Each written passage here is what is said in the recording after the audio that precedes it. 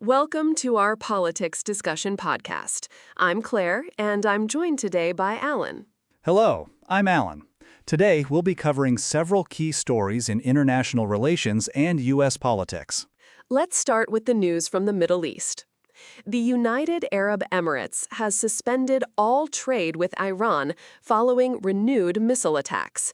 The Emirati Foreign Ministry cited 2 ballistic missiles fired at the country as the reason for this decision. That's a significant escalation. What are the implications of the UAE halting trade activities with Iran? The suspension will further isolate Iran, which is already under strain due to U.S. sanctions and a blockade. The UAE's decision indicates a hardening stance against Iran's recent aggressive actions. Are there any indications of how this might affect regional dynamics or the global oil market? The reporting suggests that the UAE remains committed to dialogue, cooperation, and regional integration, despite the punitive measures. The impact on the global oil market could be significant, given the UAE's role as a major oil producer. So, the UAE is trying to balance its response to Iran's aggression with its ongoing regional commitments. That's an interesting diplomatic tightrope to walk.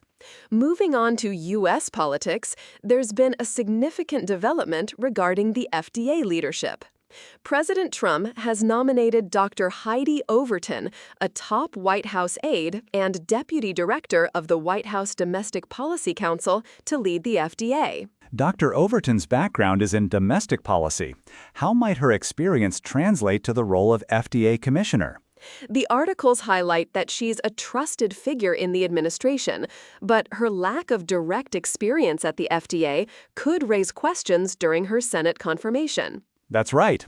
The Senate Health Committee will likely scrutinize her qualifications and policy positions. What are the key challenges she might face in this role? The FDA deals with a wide range of issues, from drug approvals to food safety. Dr. Overton will need to navigate complex regulatory landscapes and potentially contentious policy debates. And she's coming from a role deeply embedded in the White House. That could influence how she approaches FDA decisions, especially on politically sensitive issues. Let's shift to another story involving Ukraine. Mikhailo Fedorov, Ukraine's ousted defense minister, has called for elections to be held even during the ongoing war with Russia. He argues that Ukraine is facing a crisis of governance. That's a significant statement. How does this call for wartime elections reflect on the current Ukrainian leadership, particularly President Zelensky? Fedorov's statement represents a major internal challenge to President Zelensky since Russia's invasion. It highlights concerns about governance and potentially the legitimacy of the current leadership during wartime. Wartime elections would be unprecedented in Ukraine's recent history. What are the potential implications of holding such elections? The elections could either strengthen Ukraine's democratic processes or create further divisions and challenges during an already tumultuous period. The international community will be watching closely. This development could have significant implications for Ukraine's allies and their support during the war. Another trade-related story involves the U.S. and Canada. President Trump has paused the planned rollout of 50% tariffs on Canadian goods for 3 days, amid indications that both sides are close to a broader trade agreement. This pause suggests that there are ongoing negotiations between the U.S. and Canada. What are the key areas of contention that these talks are likely addressing? The articles indicate progress in trade negotiations, but the specific details of the agreements or disagreements aren't clear. The pause in tariffs is a positive sign for Canadian exporters. And it's also a signal from the Trump administration that they're willing to adjust their trade policies in response to negotiations. That's a pragmatic move. Finally, let's discuss a recent debate in South Carolina.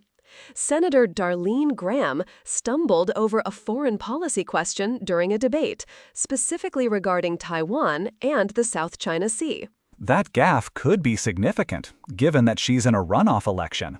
How might this moment affect her campaign? The debate highlighted a potential vulnerability in her foreign policy knowledge, which could be a point of attack for her opponents. Foreign policy is a critical issue, especially given her late brother's involvement in the field. So, the challenge for Graham will be to demonstrate her competence on national security issues. The election is next week, so time is of the essence. As we wrap up today's discussion, it's clear that international relations and U.S. politics are at a complex juncture. From the Middle East to Eastern Europe and within the U.S., there are numerous challenges and developments shaping the global landscape. Indeed, the stories we've covered today highlight the interconnectedness of global events and the ongoing adjustments in response to changing circumstances. That's all for today's episode. Thank you for listening. Goodbye, and see you later.